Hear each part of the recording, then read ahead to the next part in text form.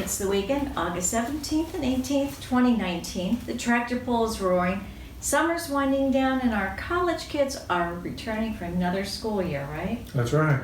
You're listening to Northwest Ohio's longest running radio talk show, Affirm Foundation, now for life, and soon to be 2 full hours here on WSPD. Starting August 31st, that chapter in the 19-year history of this program. And today on the program, a large audience, but no one's talking. We're coming to you this morning from 2 locations, St. Rose Cemetery and Fort Meigs Cemetery, both in Perrysburg. And our special guest and cemetery guide, Jeff Pettit, is owner of Artistic Memorials, the Caveman. Our subject today is tombstones, an idea everyone should address while they are living. What do you remembered about you? How long do you want that memory preserved? And Jeff Pettit today is going to take a look well back over 100 years to see how those memories from generations ago have been preserved. Now you have additional information regarding that announcement. Yeah, 2-hour announcement. Yeah. It's exactly 2 weeks from today. We're going to be on from 8 to 10, so we're going to start a little earlier. We're still going to finish at 10, which is good for us. We kind of like that time slot, and you're going to get 2 full live hours of Affirm Foundation for Life. So, and more information. Yeah, much more information. Now we're going to try to schedule our guests around that middle hour from 8:30 to 9:30. And then we'll have commentary on different subjects in the beginning of the program. We may even take some more phone calls from our listeners, so give you a chance to talk to us. Well, and it may be able to get more information in depth if we even go over an hour with our guests. Exactly. So it's going to be a better program. We're used to that. We used to be 2 hours. In fact, at one time we were 3 hours. So we had to condense things down and try to scramble around when we went to 1 hour and we came to WSPD, but we waited and our time and everything, and now they've juggled the Saturday morning schedule around and put us in the prime time spot, and we are excited about that. It all starts 2 weeks from today, August 31st. So there'll be no Sunday show. I want to make that clear. There'll be no Sunday show. But if you want to listen or you missed the show, you have podcasts you can listen to. That will continue just like it has been. Or you can watch on Facebook. We're going to be recording those, and you can go to Facebook and watch those live just like we are today. In fact, today's program, they're definitely going to want to watch Facebook because we have some excellent films we shot. Thank you. Yesterday, we were out in the cemeteries. Yep. And today, Jeff Pettit's here with us, and we're going to narrate that film that you've done and have it all condensed into one presentation on Facebook, which we'll make sure you post right after the program today. Yeah. A little construction update, Jackie. Can I do an apology to our tractor pullers? Yes. With my learning curve with the computer, I apologize. I was not able to get it up and loaded into Facebook. I will still do that because it's got some great information. Some great pictures there too. So. Yep. And of course the tractor pull's going on today. Is the last day, Saturday the last day. You know, they used to run that on Sunday, but they explained to us last week that the climax or the prime show was on Saturday night, and so Sunday we just kept being anticlimactic. So they actually started on Thursday, and they're going to finish today. So change around, they think it works better, and of course the place has been crowded all week long. Some of those rigs you were talking about. Oh my goodness. Huge. And start a house in a house. Yeah. And so we'll give you a brief construction update. Then I don't want to keep Jeff waiting too long. The house that we're building is nearing completion. The painting is underway right now. Yeah. Cindy's painting and decorating's out there working. The trim has arrived, and she's painted some of that already. Right. The cabinets will be coming in about 2 weeks. And the yard outside and exterior is almost done. Do I have a drum roll? Yeah, we're almost ready for yard and landscapes. And a drum roll? We're going to get it by the end of the month. We'll have that in. The yard will be watered. Drum roll for? Yeah, the power is on. Big milestone last week. Yeah. The power is on. The permanent electric is in. We wound up all those cords, got rid of all those 3-ways. And what a milestone that is when you have electricity in the house. You're not blowing circuits. You're not blowing the ground fault when it rains and the power's out and everything. The pump is dependable. It's some pump in the basement. Of course, we got a lot of trim and everything down in the basement. Yeah. So you want that dependability. Okay, Jeff Pettit standing by. We want to make sure that you go to Facebook after the program. Jackie's going to post the whole video along with the narration here we did during the program. And you want to see these things because Jeff took us tombstone by tombstone, Yes. pointing out a lot of things. Very important. Some of those tombstones were 150 years old. Yes. And we tried to filter through the stories of the families. It was pretty interesting. Yeah. First time I've ever done that. Okay, it's Rick and Jackie, Northwest Ohio's most trusted hosts. This Saturday morning, August 17th. We are here in studio, and we're with Jeff Pettit, the Caveman. We'll be back with more on the Firm Foundation for Life, 1370 WSBD and 929 FM. And good morning. We're here in Perrysburg with Jeff Pettit, Artistic Memorials, and he toured us through St. Rose Cemetery, which is owned by the church in downtown Perrysburg, and it's from the late 1800s. And it was rather an interesting morning for us, so thank you. Yeah. You know, I've never, ever done this before. We've been in cemeteries, No. but never have Yeah. I gone in and actually studied headstones. And I appreciate you taking the time to do that with us. Really got us thinking about a lot of things. But let's talk a little bit about what we saw first here. For our listeners that want to look at all this, it's going to be on Facebook. Well, we're going to try. So you'll be able to follow along with the same things that we looked at. But the first monument that we looked at, Jeff, was late 1800s in the cemetery. And you mentioned there's no restrictions on the size there at St. Rose Cemetery. That is correct. There's none. Some cemeteries do have height restrictions or width restrictions, but for the most part, not at St. Rose. Okay, and I know one where my grandparents are buried. There aren't even allowed to have any headstones. Everything's just Correct. So it just looks Correct. Makes it easy for them to maintain it, I guess. So yeah. Well, the headstone that we're looking at from the late 1800s, you said was made out of marble because it was easy to work with. Talk about that process versus what you use today. Well, the tools back then were a little primitive compared to today, so they would like to work on something that was softer to engrave. So the marble is relatively soft. The disadvantage is it doesn't weather very well. Mm-hmm. And 100 years is a long time. 100 years is a long time, yes.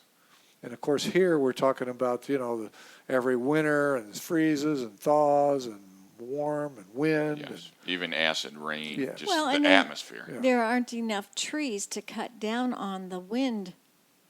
sure, there wasn't on then, that. certainly. Yeah. Yeah. Now, you mentioned about how all the lettering's worn out, and that's here you can hardly read that. Now you can on some of the camera because of the angle with the sun and Yeah, the shade that way.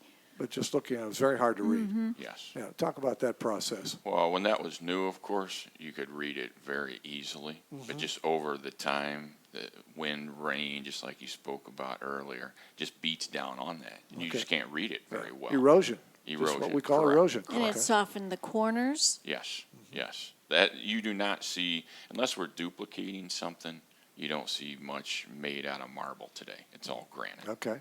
And this was only done on one side, and there was no birth years there for the people. That's what what you pointed out to us. Yeah, that was just something they did back in the day. It would list like 28 years, 6 days, and then you had to figure out when they were born. Yeah. Okay. So it did not have the birth year, anything like that. I don't really know what the purpose of that was The years rhyme or ago. reason yeah, on that's that. just the way it was done. So it made you think, and maybe they didn't really want you to know their age. I don't know, Yeah. but you really had to think about it. Well, you have to be careful of a woman's age. Come on. That is true. So one of the questions we talked about was who owns these? It's the heirs, actually, of the family members, Okay. but trying to track them down. There's going to be a lot of people that have no idea that these are even their ancestors. Yeah, and so we're figuring just generally off this first one, it's 7 generations removed. Yes. And so, as I asked you a couple of times, who really cares about these monuments today? It's less and less people. I mean, you're getting more people with like this Ancestry.com tracking down their ancestors that they find them, but then do they want to do anything with them as far as like restoring them? Yeah.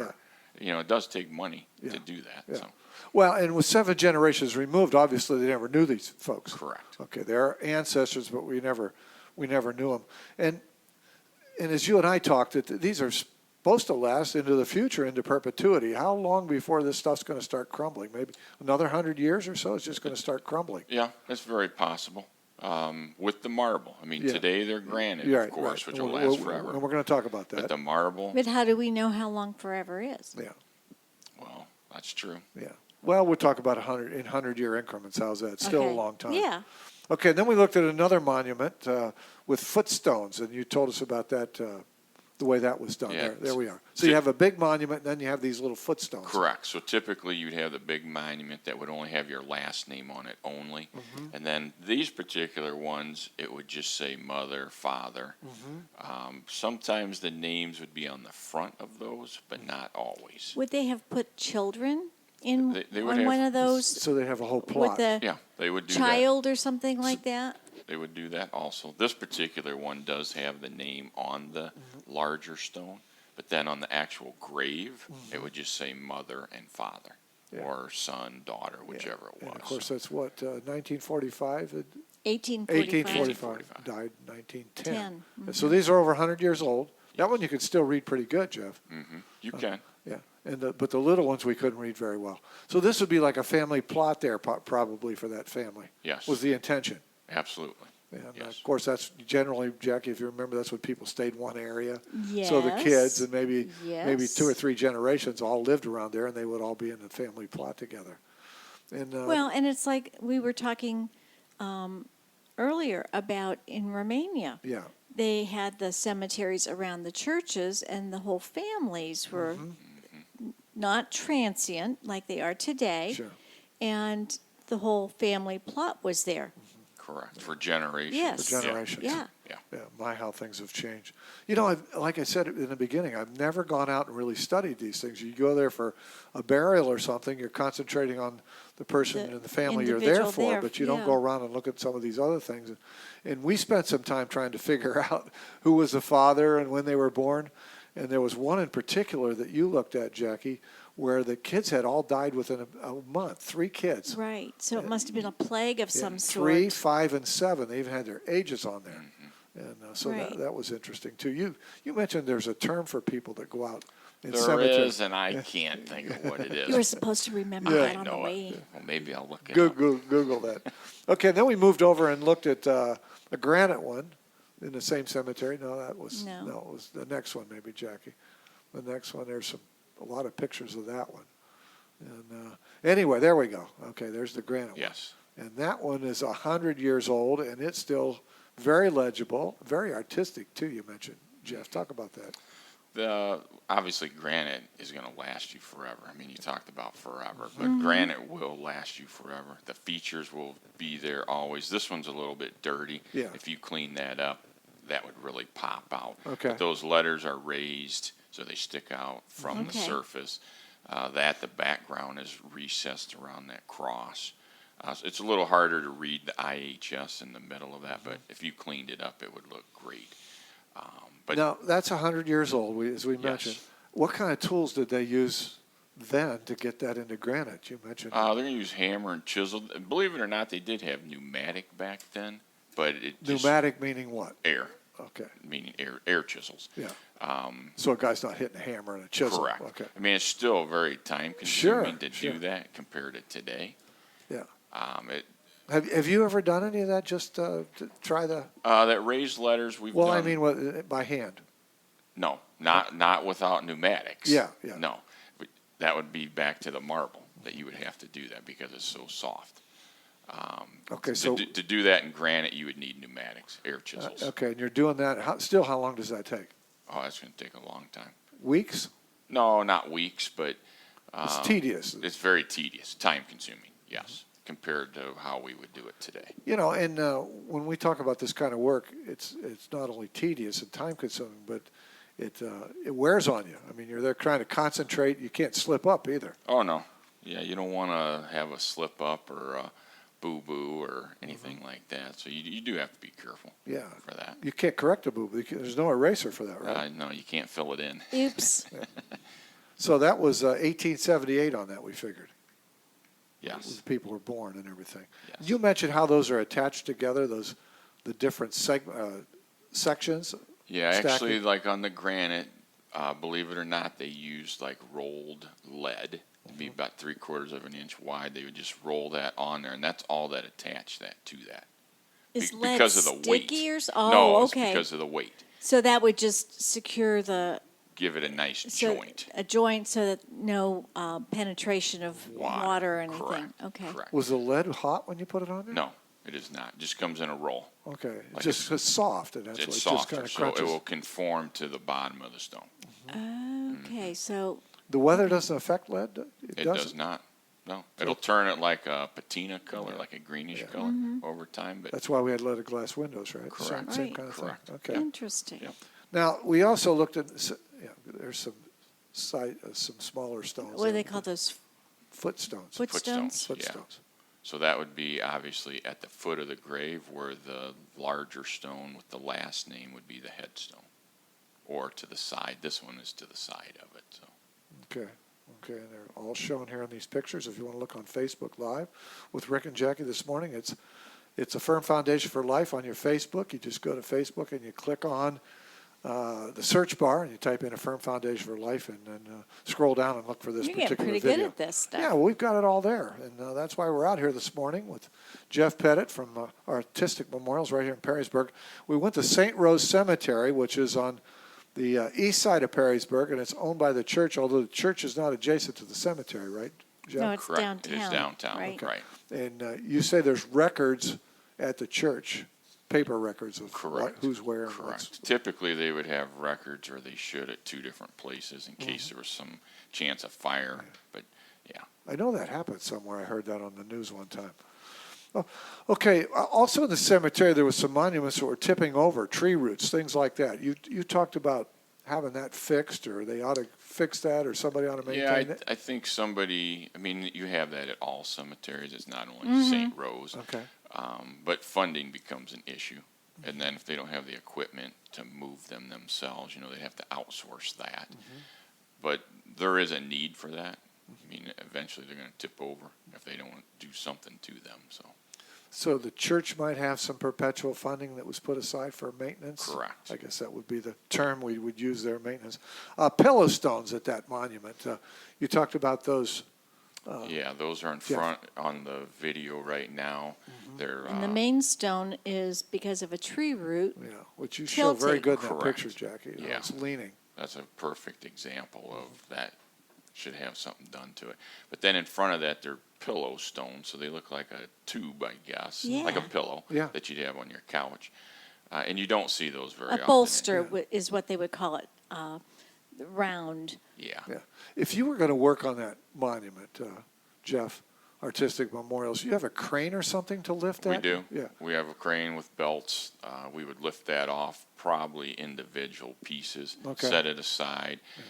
Obviously, you'd have to do something with those roots first. But Yeah, the crane's mounted on your truck, so you Yes. can pull right up there and Correct. reach over and do that? Okay. Yeah, there's a good What's shot of the your pillows. lifting capacity on that? 4 or 5 ton? Oh, no. Up close, it's about 3,000 pounds. Okay. So if we get Ton and a something half. larger, yeah, we'll end up renting something. Okay. Because for the most part today, the stones don't weigh each piece over maybe 1,500 pounds. Okay. So a block of granite, say 12 inches by 12 inches by 12. We could hand lift that probably. You could. It Yeah. would just be kind of awkward to Okay. lift. But like, for instance, a flat grass marker is 24 inches by 12 by 4 inches. Okay. That weighs about 120 pounds. Okay. Just so I'm trying to wrap my head around Yeah. it. Okay. That's a good shot of those. So those pillows, something like that, 2 people could lift that, but that's probably still 150 pounds, I'll bet. Yeah. And that was all done with a hammer and chisel, Yes. those raised letters. Yes. And they didn't go very deep either. They did not go deep because those are granite, so it's very hard. But it does look nice since it is a darker color So how granite. did they get that so smooth? They would polish. Just rubbing it with. Yeah, different grits to polish it. Okay. So the finer the grit, the shinier it gets. And those would be on the pillow stones. Yes. Okay, we talked about this Armbruster monument here. I just mentioned that, where the 3 kids died within a month. And Armbruster must have been a prominent family in Perrysburg, because there was a couple monuments they had there, family plots. And as you mentioned, Jackie, when we were reading it looked like he'd had 2 wives, Right. correct? And, Right. so the kids died, and maybe the mother died, and they got married, and there was more kids. Is that the monument you're looking at now? No. Okay. We'll get the video lined Here up. it There is. it is. Yeah, there it is. That's a tall one. That was the most detailed one we looked at Right. in the cemetery. Because it looked like they had the 3 kids, but it had a 30-year-old on one side and a 48-year-old on the other side with the male name.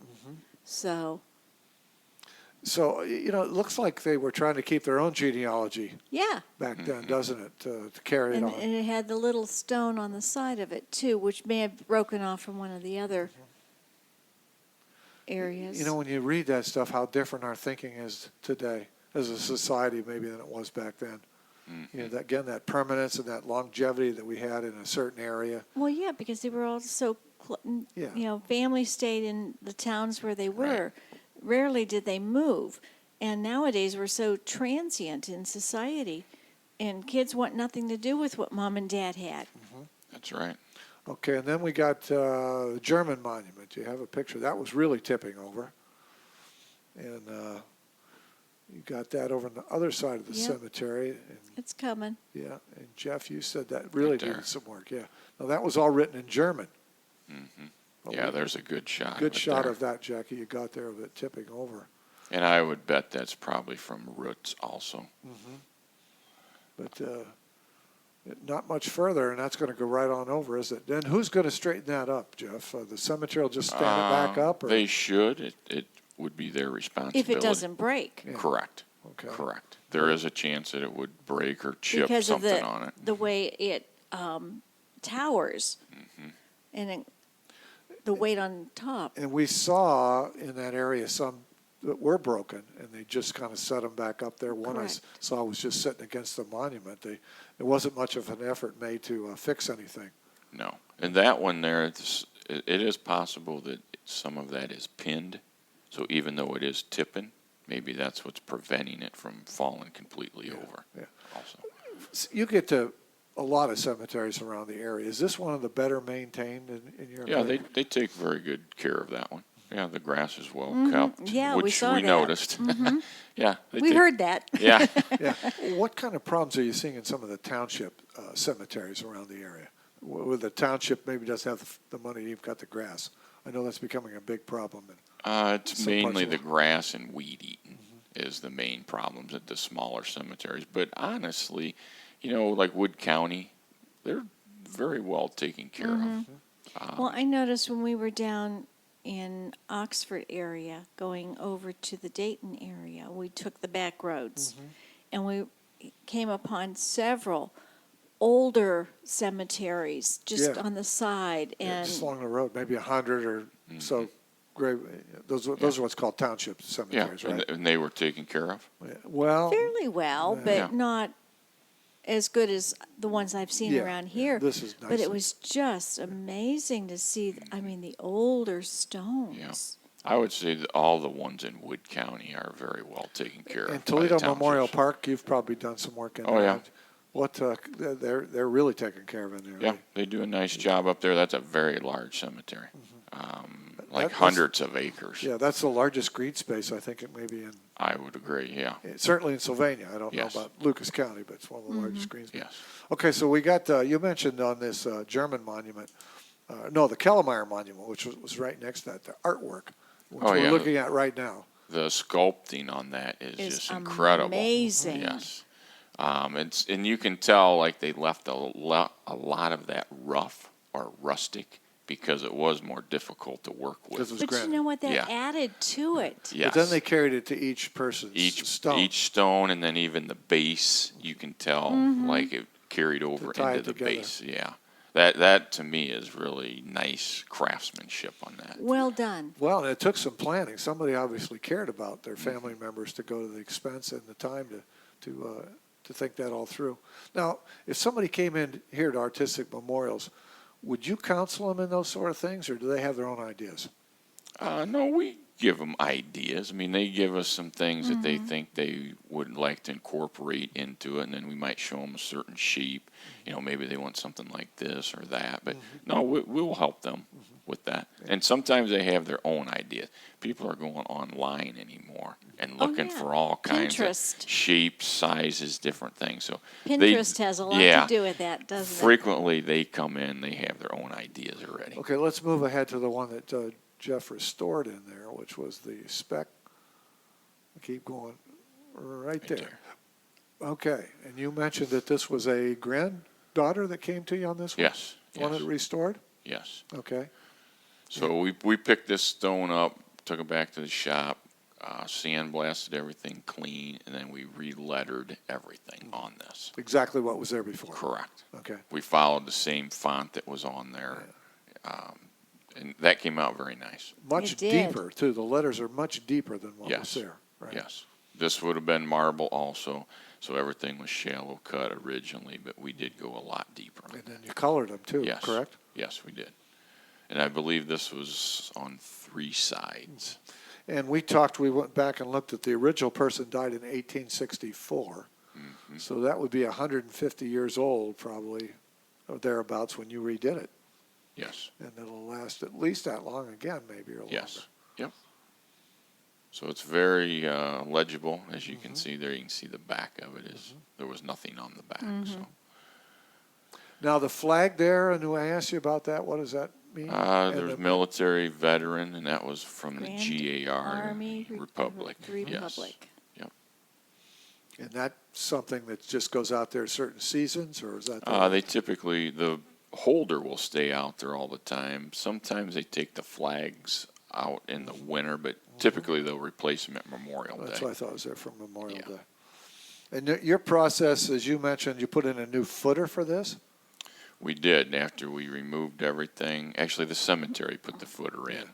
But we took everything back to the shop. They dug that out and then poured new concrete. Now, for it. when we do footers for a house, we have to be 48 inches deep.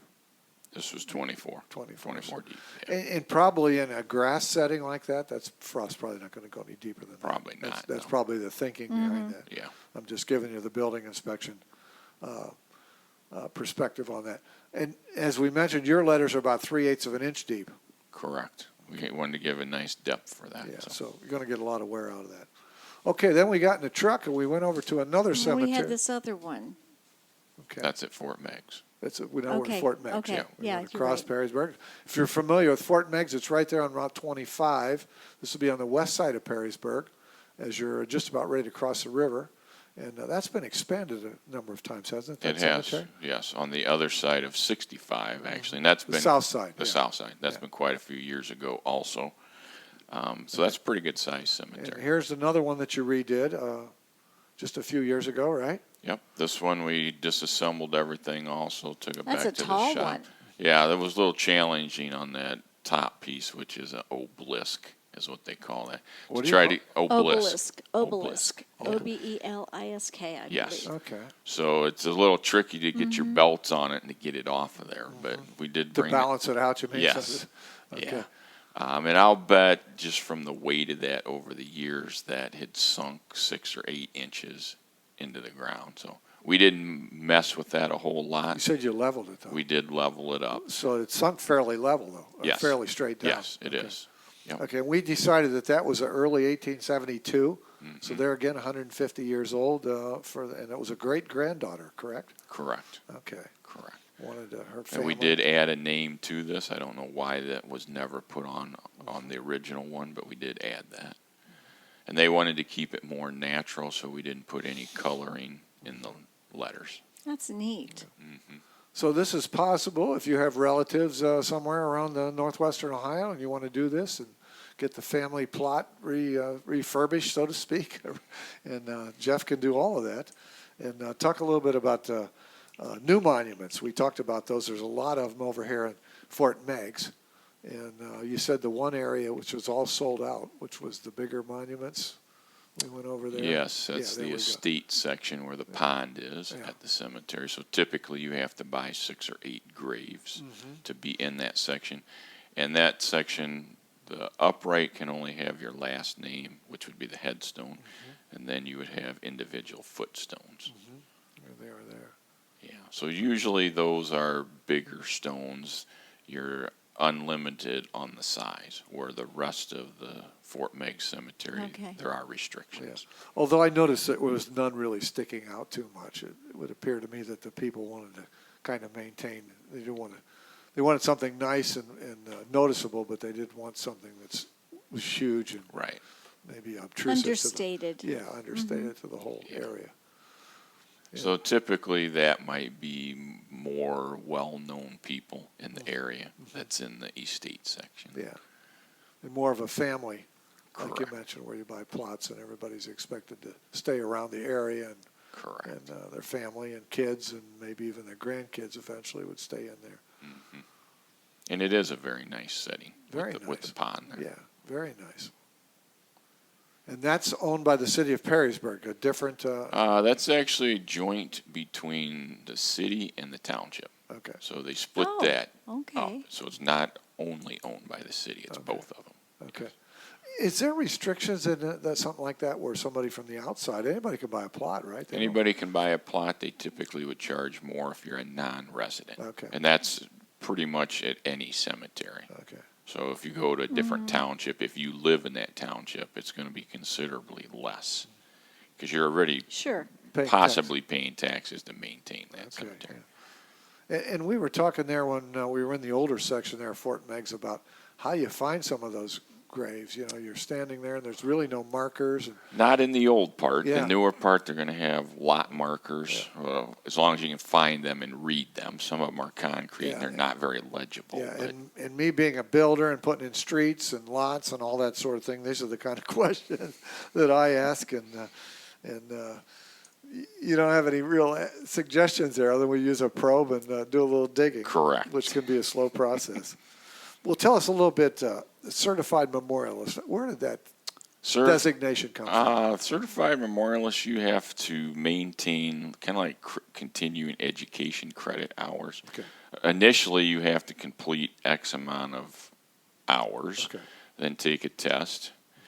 Once you pass that, you're certified, and then every 3 years you need to maintain that. So that could be like having an article in the local newspaper or donating your time. Maybe a cemetery had vandalism. You went over and helped stand up some stones. So you're donating your time, like public service. Sure. It could be attending conventions related to monuments, which I've done that also. yeah. So that's what that's about. Yeah, well, let's talk about some of those monuments. We spent the time in the cemetery here yesterday, and that's what we got the filming of. But Yeah. you've done a lot of other signage for gardens and Subdivisions we've done. subdivisions. Our businesses like Deck Henneman and Bowling Green, Beautiful, we did their beautiful signage there. signage. War memorials. War memorials, we've done a few down here in Perrysburg at Hood Park. Millbury, we did a real nice one, Millbury Veterans Memorial.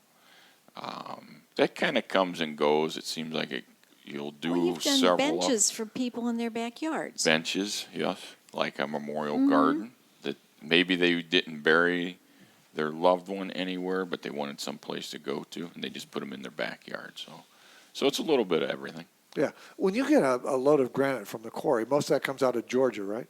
Georgia, most of it, yeah. Do you have to get a whole semi-load, or is there a minimum order? It's cheaper if you Yeah, get more. okay. Yeah, we usually try to get 10,000 pounds plus. Jeez. And any more, it's on pallets, so it makes it easy for us to unload. So you can forklift it. Yeah, so we might get four to six pallets of granite at a time. And you've done some very, very unusual memorials. You did the one with the Buckeyes that we saw, and a couple of other ones. Yeah, you had we a tailgate party. I mean, Oh yeah, the football one Yeah, we yeah. did was shaped like a football. He was a referee for years, and they did have the tailgate party to like unveil it. We did another one that was down around Bowling Green. The top looked like an 8-ball, like a cue ball, and then the base of it looked like a pool table, which was rather neat. That's been quite a few years ago. So yeah, people do some neat things every now and then. Yeah. So your imagination, that's one of the points we wanted to That's make on the true, show. yeah. There's a purpose, and there's a lot of different ways. You know, I think I learned more about this sort of thing, and it really got me thinking, Jackie. As I'm we're getting, scared. well, no, as we're getting up there, you know, we're approaching Yeah. 70, and it's time to start thinking about this sort of things.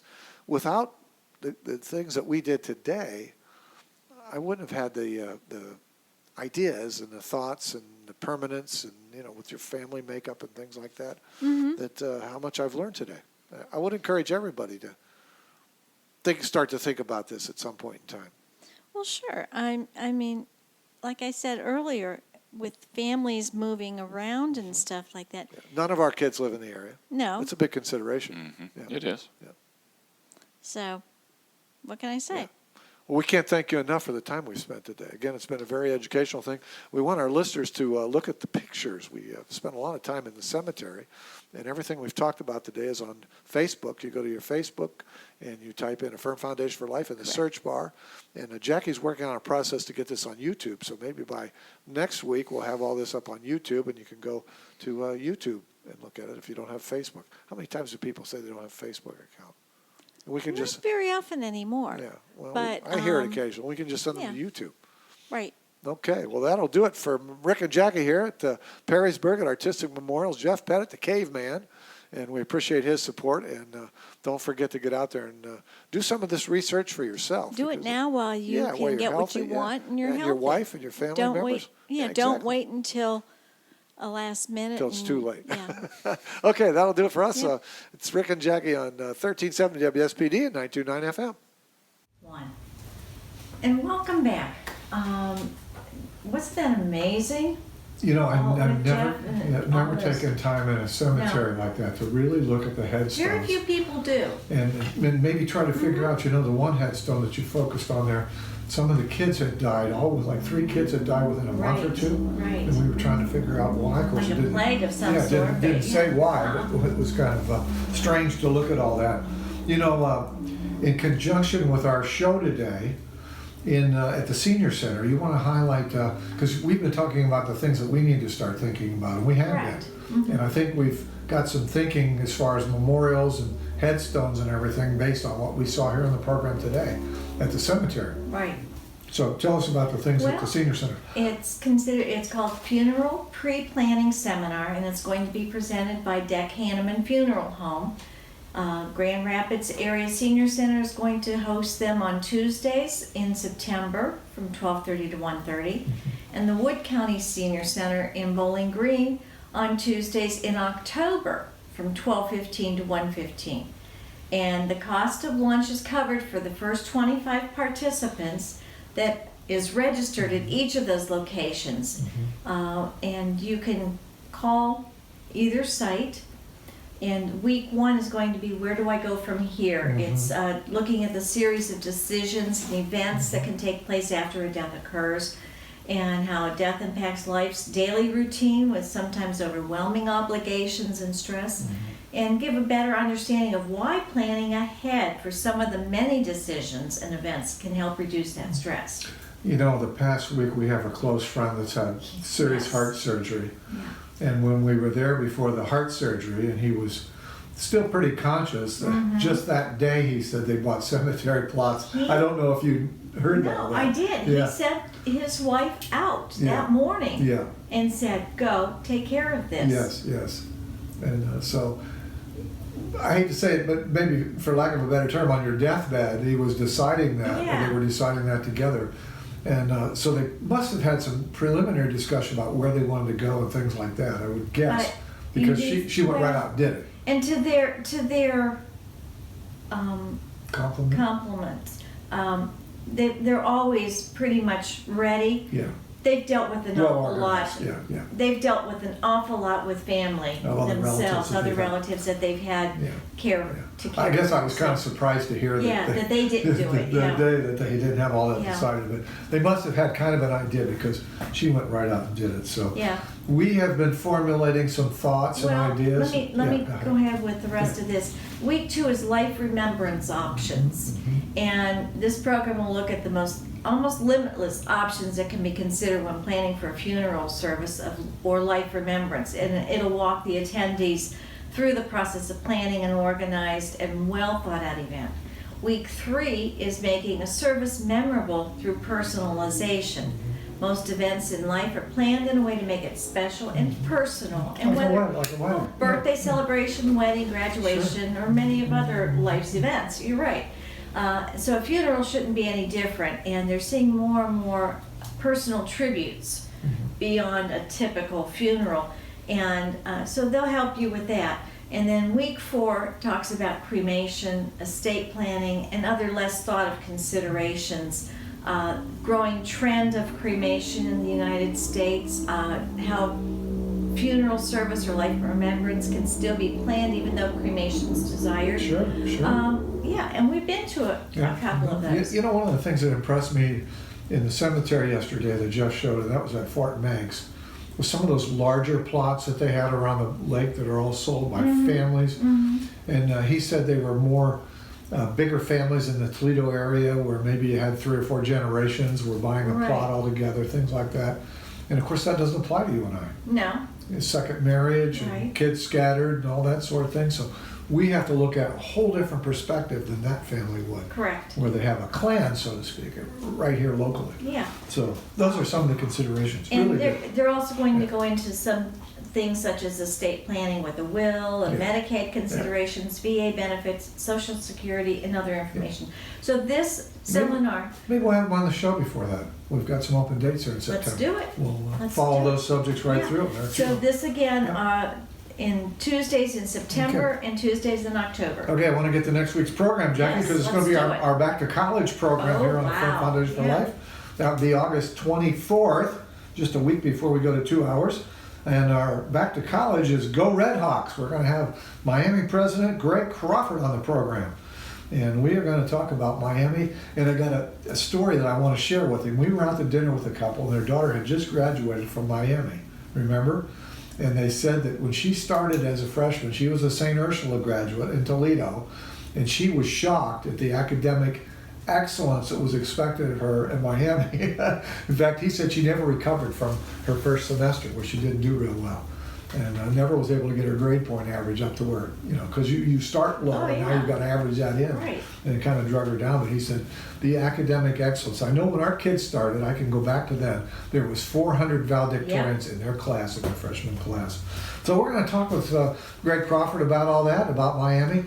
And I'm going to point out to him one of the things that really impressed me about him was last year at the graduation that they were having at Miami. Remember, we got a notice on Facebook or Instagram that he was hosting a reception at the president's mansion right there across from college. And we did that the year our daughters graduated. So it's really nice that they took the time. He said, everybody's invited, all your family's invited, come by between, I think, the hours of like 1 to 4 or something. Right. Like kind of an open house.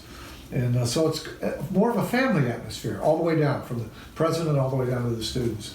And we'll let Dr. Crawford tell you about all that stuff. That, of course, is August 24th. And August 31st, we're going to have Janet Cross on for one of those hours with their Senior Connect program. They're going to talk about in-home services. Great. And they'll be on the 9 to 10 o'clock hour.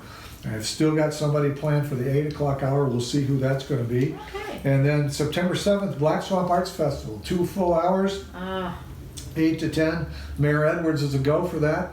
And we'll have somebody, a couple of people from the festival on to talk about the entertainment. That would be awesome. Artists and everything. I'm hopeful that downtown Bowling Green is going to be presentable by then and manageable, and I don't know if it'll be finished, but and then of course September we have a lot of TBAs right now, but we're going to have some doctors on, I know for sure. And then I'm looking ahead to the end of October, and we're going to China. And so we'll be having at least 2 programs from China, one from the Great Wall and one probably from the historical places in Xi'an, China. So we're looking forward to that. We're already making plans, and that's coming fast, faster than we think. We got every week planned between now and then. Well, that'll do it for us here, Rick and Jackie, on this August 17th, August 18th weekend. Only 2 more weeks today, this weekend and next weekend, of our hour on Saturday, hour on Sunday, and then we're going to go 2 full hours. Yes. Coming August 31st, and we signed a whole year contract, so here we go, here we come, Toledo, and we're going to talk to you more on the phone. That'll do it for us. It's Rick and Jackie, Northwest Iowa's most trusted hosts. Have a great week. God bless everyone. Have a great week.